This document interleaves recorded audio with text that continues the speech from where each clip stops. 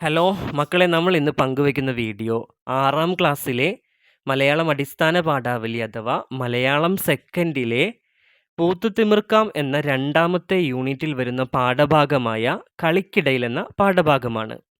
നോക്കാം നമുക്ക്. സിനിമയിലും നാടകത്തിലുമുള്ള ചിരിപ്പിക്കുന്ന രംഗങ്ങൾ നിങ്ങൾക്കിഷ്ടമാണല്ലോ. വ്യത്യസ്തമായൊരു സന്ദർഭമിതാ. കളിക്കിടയിൽ എന്ന പാഠഭാഗം തുടങ്ങുന്നത് ഒരു ചിത്രവുമായിട്ടാണ്. ഒരു നാടകം നടക്കുന്ന ഒരു സ്റ്റേജിൻ്റെ ചിത്രമാണ്. ആ സ്റ്റേജിൽ അഭിനേതാക്കളുണ്ട്.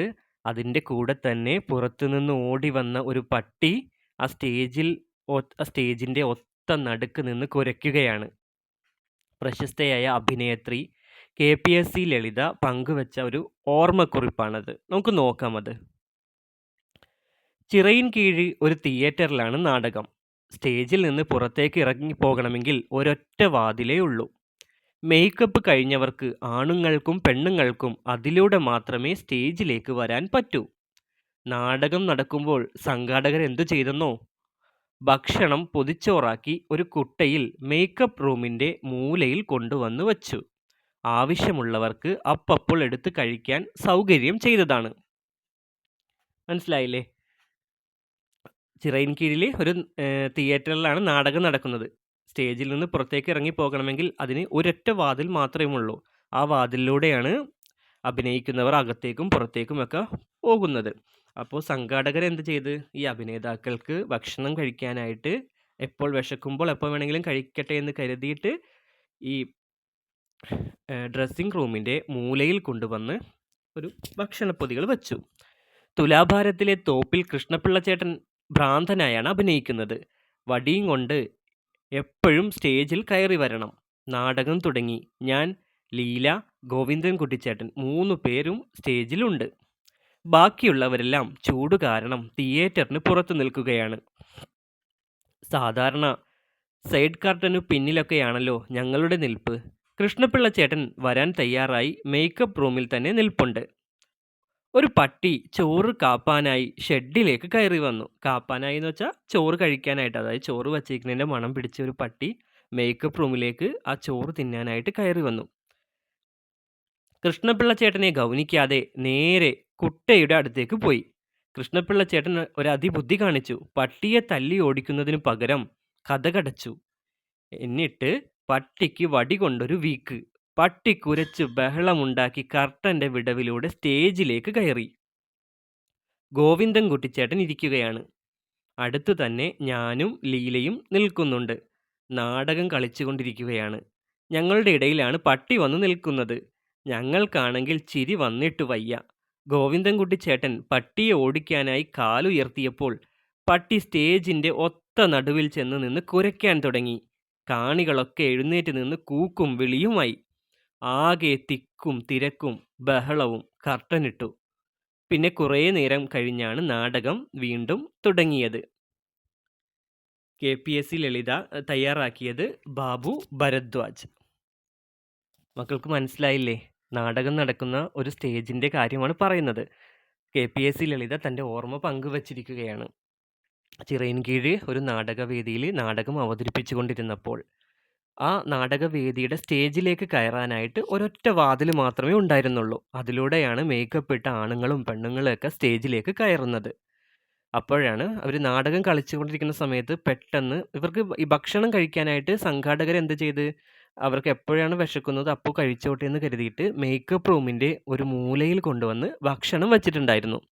ഈ ഭക്ഷണത്തിൻ്റെ മണം കേട്ട് ഒരു പട്ടി ഓടിക്കേറി ആ മേക്കപ്പ് റൂമിൻ്റെ അകത്തേക്ക് ഓടിക്കേറിയപ്പോഴത്തേക്കും അവിടെ ഉണ്ടായിരുന്ന ചേട്ടൻ എന്താ ചെയ്തത്, ആ ചേട്ടൻ പെട്ടെന്ന് ആ വാതിലടച്ചപ്പോൾ പിന്നെ പട്ടിക്ക് പുറത്തേക്ക് പോകാനൊന്നും പറ്റില്ല. അദ്ദേഹത്തിൻ്റെ കയ്യിലൊരു വടി ഉണ്ടായത്. ആ വടി കൊണ്ട് ബഹളം വെച്ചപ്പോഴത്തേക്കും ഈ പട്ടി നേരെ ഓടി സ്റ്റേജിൻ്റെ അകത്തേക്ക് കയറി. സ്റ്റേജിൻ്റെ അകത്തേക്ക് കയറിയിട്ട് ഈ നാടകം കളിക്കുന്ന അഭിനേതാക്കളുടെ ഏറ്റവും ഒത്ത നടുവിൽ, സ്റ്റേജിൻ്റെ ഏറ്റവും ഒത്ത നടുവിൽ പോയി നിന്ന് കുരയ്ക്കാൻ തുടങ്ങി. ഇത് കണ്ടപ്പോൾ കാണികളെല്ലാം കൂക്കും വിളിയുമായി. അതിനുശേഷം പട്ടിയൊക്കെ ഓടിച്ച് കുറേ സമയം കഴിഞ്ഞതിന് ശേഷമാണ് പിന്നെ നാടകം വീണ്ടും തുടങ്ങിയത്. ഇതാണ് അതിലൂടെ പറയുന്നത്. തുടർന്ന് പാഠഭാഗത്ത് വായിക്കാൻ പറയാം. നോക്കാം നമുക്ക്. നാടകാവതരണത്തിന്റെ വേദിയെക്കുറിച്ചും അവിടുത്തെ ഒരുക്കങ്ങളെക്കുറിച്ചും KPSC ലളിത പറഞ്ഞ കാര്യങ്ങൾ എന്തെല്ലാം? അതുപോലെ തന്നെ അടുത്തൊരു ചോദ്യമാണ്, പട്ടി വന്നതോടെ അണിയറയിലും സ്റ്റേജിലുമുണ്ടായ സംഭവങ്ങൾ. നോക്കാം നമുക്കത്. ആദ്യത്തെ ചോദ്യം എന്താണ്? നാടകാവതരണത്തിന്റെ വേദിയെക്കുറിച്ചും അവിടത്തെ ഒരുക്കങ്ങളെക്കുറിച്ചും KPSC ലളിത പറഞ്ഞ കാര്യങ്ങൾ. എന്തെല്ലാം കാര്യങ്ങളാണ്? നാടകാവതരണം നടക്കുന്ന സ്റ്റേജിൽ നിന്നും പുറത്തേക്കിറങ്ങി വരുവാൻ ഒരു വാതിൽ മാത്രമേ ഉണ്ടായിരുന്നുള്ളൂ. മേക്കപ്പ് ഇട്ട് കഴിഞ്ഞവർക്ക് ആ വാതിലിലൂടെ മാത്രമേ സ്റ്റേജിലേക്ക് കയറാൻ പറ്റൂ. അഭിനേതാക്കൾക്ക് ആവശ്യമുള്ളപ്പോൾ ഭക്ഷണം കഴിക്കാനായി ഭക്ഷണം മേക്കപ്പ് റൂമിന്റെ മൂലയിലാണ് വെച്ചിരുന്നത്. ഇത്രയും കാര്യങ്ങളാണ് അവിടുത്തെ ഒരുക്കങ്ങളൊക്കെ KPSC ലളിത പറയുന്നത്. രണ്ടാമത്തെ ചോദ്യമാണ്, പട്ടി വന്നതോടെ അണിയറയിലും സ്റ്റേജിലുമുണ്ടായ സംഭവങ്ങൾ. എന്തൊക്കെ സംഭവങ്ങളാണ് പട്ടി വന്നതോടെ സ്റ്റേജിലും അണിയറയിലും ഉണ്ടായത്? മേക്കപ്പ് റൂമിൽ വെച്ച ചോറ് തിന്നാനായി വന്ന പട്ടിയെ കണ്ടപ്പോൾ കൃഷ്ണപിള്ള ചേട്ടൻ വാതിലടച്ചു. എന്നിട്ട് കയ്യിലുണ്ടായ വടി കൊണ്ട് പട്ടിയെ തല്ലി. പുറത്തേക്ക് പോകാൻ വഴിയില്ലാതെ പട്ടി സ്റ്റേജിലേക്ക് ഓടിക്കയറി. ഗോവിന്ദൻകുട്ടി ചേട്ടൻ പട്ടിയെ ഓടിക്കാനായി കാലുയർത്തിയപ്പോൾ സ്റ്റേജിന്റെ ഒത്ത നടുവിൽ വന്നു നിന്നത് കുരയ്ക്കാൻ തുടങ്ങി.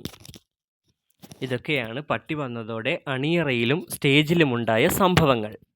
അടുത്തത്, ക്ലാസ്സിലൊരു നാടകം. കളിക്കിടയിൽ എന്ന ഓർമ്മക്കുറിപ്പിൽ KPSC ലളിത വിവരിക്കുന്ന സംഭവം ക്ലാസ്സിൽ അഭിനയിച്ചവതരിപ്പിക്കൂ. നമ്മളിപ്പോൾ വായിച്ച സംഭവങ്ങളൊക്കെ ഇല്ലേ, അതെല്ലാം ക്ലാസ്സിൽ അഭിനയിച്ച് അവതരിപ്പിക്കൂ എന്നാണ് പറഞ്ഞിരിക്കുന്നത്. തുടർന്ന് പാഠഭാഗത്ത് പറഞ്ഞിരിക്കുന്നത്, നാടകഗാനങ്ങളും സിനിമാ ഗാനങ്ങളും പോലെ നിങ്ങൾക്ക് പരിചയമുള്ള മറ്റേതെല്ലാം പാട്ടുകളുണ്ട്? നാടൻ പാട്ട്, മാപ്പിളപ്പാട്ട്, വഞ്ചിപ്പാട്ട്, കോൽക്കളിപ്പാട്ട്, ഇവയൊക്കെ ഇല്ലേ? അടുത്തത്, പുലിക്കോട്ടിൽ ഹൈദരുടെ വെള്ളപ്പൊക്ക മാലയിൽ നിന്ന് എടുത്തിട്ടുള്ള കുറേ വരികളാണ് കൊടുത്തിരിക്കുന്നത്. വെള്ളം പൊങ്ങുമ്പോൾ ഇശൽ വീണ് ബഹർ തന്നിലവൻ. അതിൻ്റെ ഈണം കൊടുത്തിരിക്കുന്നത്, ഓത്തുപള്ളിയിലന്നു നമ്മൾ പോയിരുന്ന കാലം. ആ പാട്ടില്ലേ, ആ പാട്ടിൻ്റെ ഈണത്തിലാണ് അദ്ദേഹത്തിൻ്റെ വെള്ളപ്പൊക്ക മാല എന്ന പാട്ട് പാടേണ്ടതെന്നാണ് പറഞ്ഞിരിക്കുന്നത്. ആദ്യം നമുക്ക് ആ പാട്ടൊന്ന് നോക്കാം. ഉണ്ടനർത്ഥം കേരളം മറ്റു പൂരികളെല്ലാം ഒന്നിയാൽ അതിനൊരു കയ്യും കണക്കുമില്ല. വിണ്ടതു കൊണ്ടെന്റെ കേരളത്തിൽ വന്നേ നാശം, വിള്ളിടുവാൻ മാത്രമേയുള്ളൂ എനിക്കുദ്ദേശം. കുണ്ടിടിഞ്ഞ് ആളപായം വന്ന് അട്ടപ്പാടി, കൂറുവാൻ കുറ്റ്യാടിയും ജബൽ ഉതിർന്ന് ചാടി. അണ്ടെ പോലെ നാടുകാണി വീണിടിഞ്ഞു കൊണ്ടേ, അങ്ങുമിങ്ങും പോക്കും വരവും മുടങ്ങിയിട്ടുണ്ടേ.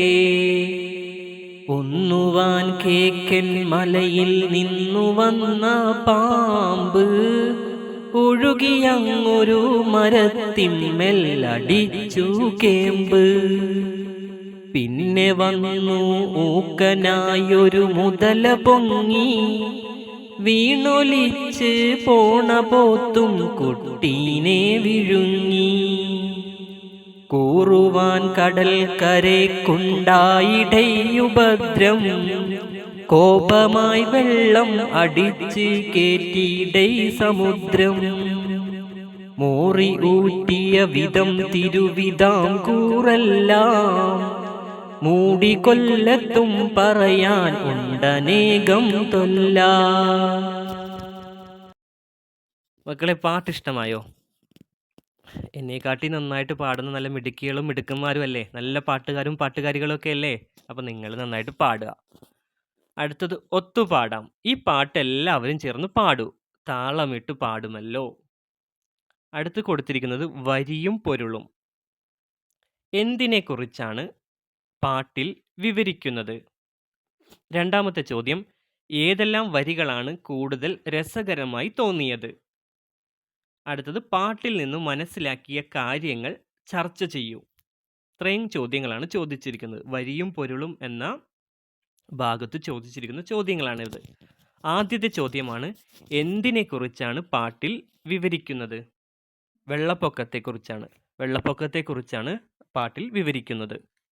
അടുത്ത ചോദ്യമാണ്, ഏതെല്ലാം വരികളാണ് കൂടുതൽ രസകരമായി തോന്നിയത്? എനിക്ക് കൂടുതൽ രസകരമായി തോന്നിയതാണ്, ഉണ്ണുവാൻ കേക്കൻ മലയിൽ നിന്നു വന്ന പാമ്പ് ഒഴുകി അങ്ങൊരു മരത്തിൽ അടിച്ചു കേമ്പ്. ആ വരികൾ. കേക്കൻ മലയിൽ നിന്ന് വന്ന പാമ്പ് ആ വെള്ളപ്പൊക്കത്തിൽ ഒഴുകി ഒഴുകി വന്ന് ഒരു മരത്തിൽ കേമ്പടിച്ചു എന്നാണ് പറയുന്നത്. അടുത്തത്, പാട്ടിൽ നിന്ന് മനസ്സിലാക്കിയ കാര്യങ്ങൾ ചർച്ച ചെയ്യൂ. എന്തെല്ലാം കാര്യങ്ങളാണ് പാട്ടിൽ നിന്ന് മനസ്സിലാക്കിയത് ചർച്ച ചെയ്യാനാണ് പറഞ്ഞിരിക്കുന്നത്. ആ ചർച്ചയിൽ എന്തെല്ലാം നമുക്ക് ഉൾപ്പെടുത്താൻ പറ്റും? വെള്ളപ്പൊക്കത്തെക്കുറിച്ച്, അതുപോലെ തന്നെ വെള്ളപ്പൊക്കത്തിൽ ഒഴുകി വന്ന മൃഗങ്ങളെക്കുറിച്ച്, വെള്ളപ്പൊക്കം മൂലമുണ്ടാകുന്ന നാശനഷ്ടങ്ങളെക്കുറിച്ച്, ഇവയെക്കുറിച്ചെല്ലാം നമുക്ക് ചർച്ചയിൽ ഉൾപ്പെടുത്താം. അടുത്തത് അക്ഷരച്ചന്തം. അക്ഷരച്ചന്തം 2 വരികളാണ് കൊടുത്തിരിക്കുന്നത്. അണ്ടെ പോലെ നാടു കാണി വീണിടിഞ്ഞു കൊണ്ടേ അങ്ങുമിങ്ങും പോക്കും വരവും മുടങ്ങിയിട്ടുണ്ടേ. 2 വരികളിലെയും ആദ്യാക്ഷരവും അവസാനാക്ഷരവും ശ്രദ്ധിക്കൂ. പാട്ടിലെ മറ്റു വരികൾ കൂടി പരിശോധിച്ച് അവയുടെ പ്രത്യേകതകൾ കണ്ടെത്താമോ? എന്തൊക്കെയാണ് ആ വരികളുടെ പ്രത്യേകതകൾ? ആ വരികൾ രണ്ടും തുടങ്ങുന്നത് ആ വച്ചിട്ടാണ് അല്ലേ? അണ്ടെ പോലെ നാടു കാണി വീണിടിഞ്ഞു കൊണ്ടേ അങ്ങുമിങ്ങും പോക്കും വരവും മുടങ്ങിയിട്ടുണ്ടേ. ഈ 2 വരികളുടെയും ആദ്യാക്ഷരം തുടങ്ങുന്നത് കണ്ടോ? ആ വച്ചിട്ടാണ്. അതുപോലെ തന്നെ അവസാന അക്ഷരം എന്താണ്?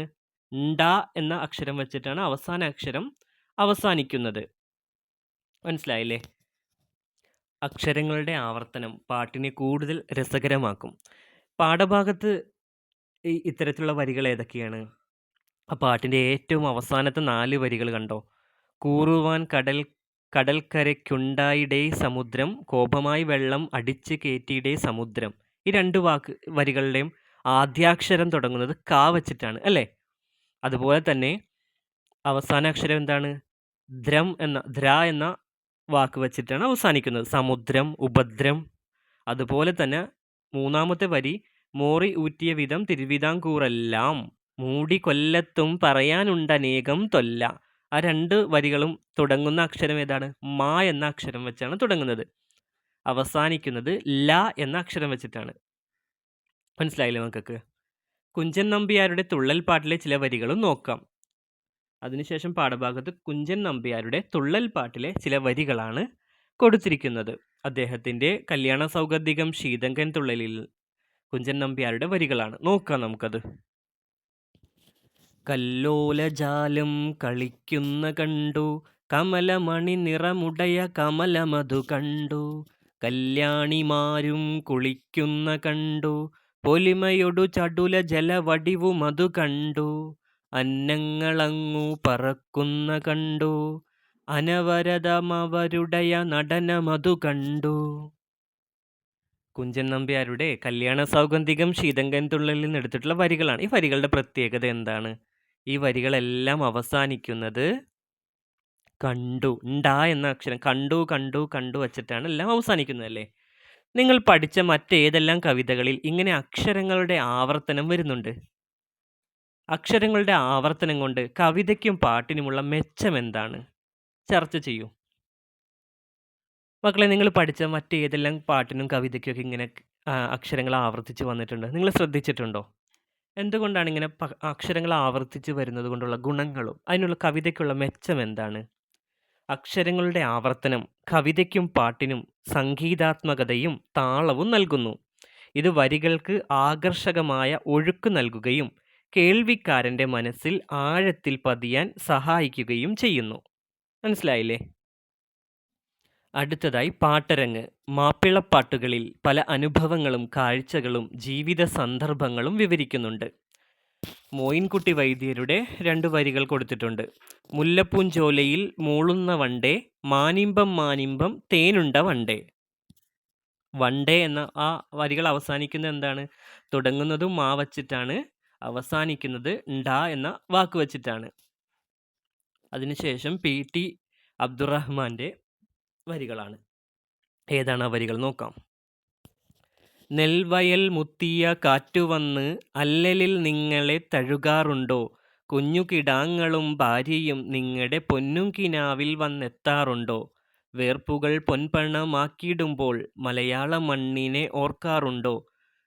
വീർപ്പുകളോരോന്നും നാട്ടിലെത്താനുള്ള പ്രാർത്ഥന നിങ്ങളിൽ നടത്താറുണ്ടോ? എന്ത് വിഷയത്തെക്കുറിച്ചിട്ടാണ് ഈ പാട്ട് വരുന്നത്? പ്രവാസികളുടെ ജീവിതത്തെക്കുറിച്ചിട്ടാണ്. നെൽവയൽ മുത്തിയ കാറ്റുവന്ന് അല്ലലിൽ നിങ്ങളെ തഴുകാറുണ്ടോ? അതായത് വിദേശ രാജ്യങ്ങളിൽ ജോലി ചെയ്യുന്നവർക്ക് ഇടയ്ക്കിങ്ങനെ നെൽവയലിൽ മുത്തം വെച്ച ആ കാറ്റ് വന്ന് നിങ്ങളെ തഴുകാറുണ്ടോ? അതുപോലെ തന്നെ കുഞ്ഞു കിടാങ്ങളും ഭാര്യയും നിങ്ങളുടെ പൊന്നും കിനാവിൽ വന്നെത്താറുണ്ടോ? നിങ്ങളുടെ ഭാര്യയും മക്കളെയും ഒക്കെ നിങ്ങളുടെ കിനാവുകളിൽ, നിങ്ങളുടെ സ്വപ്നങ്ങളിലൊക്കെ വരാറുണ്ടോ? വേർപ്പുകൾ പൊൻപണമാക്കിയിടുമ്പോൾ മലയാള മണ്ണിനെ ഓർക്കാറുണ്ടോ? നിങ്ങളുടെ ജോലി ചെയ്ത് നിങ്ങൾ വേർത്ത് കുളിച്ച് ജോലി ചെയ്ത് അതിൽ നിന്ന് നിങ്ങൾക്ക് പൈസ ഉണ്ടാക്കുമ്പോൾ നിങ്ങൾ മലയാള മണ്ണിനെ ഓർക്കാറുണ്ടോ? വീർപ്പുകൾ ഓരോന്നും നാട്ടിലെത്താനുള്ള പ്രാർത്ഥന ഉള്ളിൽ നടത്താറുണ്ടോ? ഇത് പ്രവാസ ജീവിതത്തെക്കുറിച്ചാണ് പി.ടി. അബ്ദുറഹ്മാൻ ഈ പാട്ട് എഴുതിയിരിക്കുന്നത്. വിവിധ വിഷയങ്ങളുമായി ബന്ധപ്പെട്ട മാപ്പിളപ്പാട്ടുകൾ ശേഖരിക്കാം. അവ ഉൾപ്പെടുത്തി ക്ലാസ് സർഗവേളയിൽ ഒരു പാട്ടരങ്ങ് നടത്തൂ. അടുത്തതായി എന്തെന്തോ പ്രയോഗങ്ങൾ. മോറി ഊറ്റിയ വിധം തിരുവിതാംകൂറെല്ലാം. അടിവരയിട്ട പദം ശ്രദ്ധിക്കൂ. മോറി ഊറ്റിയ വിധം എന്ന വാക്കിനാണ് അടിവരയിട്ടിരിക്കുന്നത്. മോറുക, ഊറ്റുക എന്ന നാട്ടുഭാഷാ പദങ്ങളാണ്. ഇതുപോലെ മറ്റു പദങ്ങൾ നാട്ടിലുണ്ടോ? നിങ്ങളുടെ നാട്ടിലെ നാടൻ പദങ്ങളും പ്രയോഗങ്ങളും കണ്ടെത്തി എഴുതി വയ്ക്കൂ. അവയുടെ അർത്ഥവും എഴുതണം. ആ കവിതയിലെ മോറി ഊറ്റിയ വിധം തിരുവിതാംകൂറെല്ലാം അങ്ങനെ എഴുതിയിട്ടുണ്ടല്ലോ. ഈ മോറി എന്ന് പറയുന്നത്, മോറി ഊറ്റുക എന്നൊക്കെ പറയുന്നത് നാട്ടുഭാഷ പദങ്ങളാണ്. അതുപോലെ നിങ്ങളുടെ നാട്ടിലുള്ള നാടൻ പദങ്ങൾ എന്തൊക്കെയാണെന്ന് മുതിർന്നവരോട് ചോദിച്ച് കണ്ടെത്തി അത് എഴുതണം. അതിൻ്റെ അർത്ഥവും എഴുതണം. അതിനുശേഷം പാഠഭാഗത്തുള്ളതാണ് കുട്ടിട്ടാക്കീസ്. അധ്യാപകരുടെ സഹായത്തോടെ ഹ്രസ്വ സിനിമകൾ ഉൾപ്പെടുത്തി സ്കൂളിൽ ഒരു ചലച്ചിത്രോത്സവം സംഘടിപ്പിക്കൂ. ഇത്രയുമാണ് മക്കളെ ആ പാഠഭാഗത്തുള്ളത്. ഇതോടുകൂടി ആ യൂണിറ്റ് 2 എല്ലാ പാഠഭാഗങ്ങളും അവസാനിച്ചു. അപ്പോൾ എല്ലാവരും നന്നായി പഠിക്കുക. എന്തെങ്കിലും സംശയങ്ങളുണ്ടെങ്കിൽ കമൻ്റായിട്ട് ചോദിക്കുക.